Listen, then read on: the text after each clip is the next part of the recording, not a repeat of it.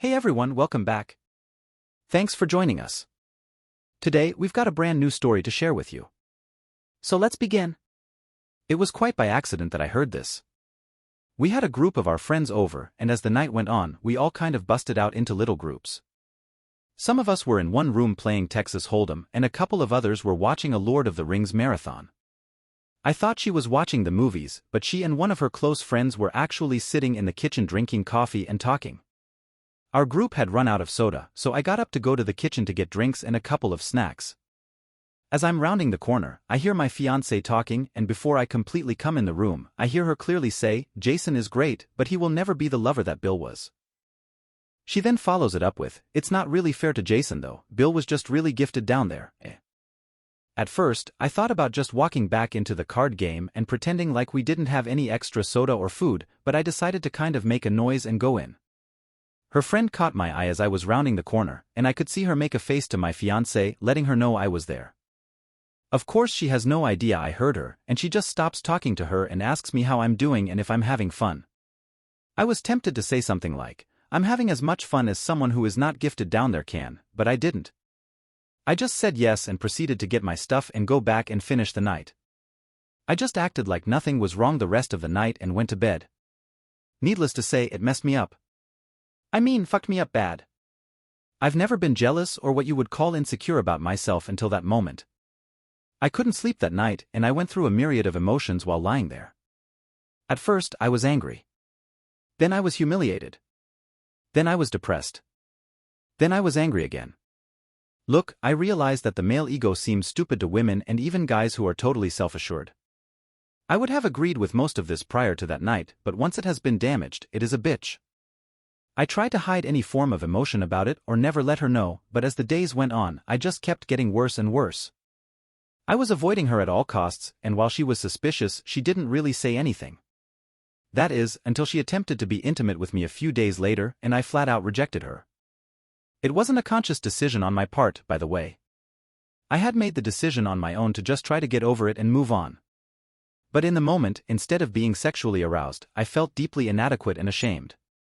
Nothing was happening, no matter how much either of us tried. She asked me what was wrong, and I just told her I must have been stressed from work, but she would not believe that or let it go. So much to my humiliation, there I lay, naked in bed, unable to get an erection. I came clean and told her what I heard. Well, this did not go over well at all. At first, she tried to tell me I did not hear her correctly. But I just repeated to her verbatim what she had told her friend. Well, once she couldn't deny it, she then tried to apologize, and to her credit, she tried to listen to my feelings on the matter. Which once again, I am sure, was more of a turnoff for her because I was a wreck emotionally. She tried to tell me how much of a better person I was and how I satisfied her, and she wanted nobody else. But all I could hear was Charlie Brown's teacher noise. It's been almost a month, and I have zero desire to be with her sexually. None. She is now getting frustrated about this as well, but no matter what I have tried, I just cannot get past this. It's not like she said we were both good lovers or anything like that. She clearly said he was far superior, and my guess is that being gifted down there means he was significantly larger than me as well. Well, I know I can do all kinds of things with my hands, tongue, and whatever else. But no matter what I do, I can't grow in size. Obviously, she refuses to talk about that with me, saying that no matter what she says, it will only make things worse because even if she says something positive about me, I won't believe her.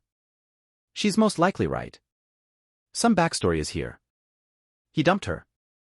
It was not a mutual breakup, he flat out dumped her and broke her heart. I know this because early on in our relationship she told me this.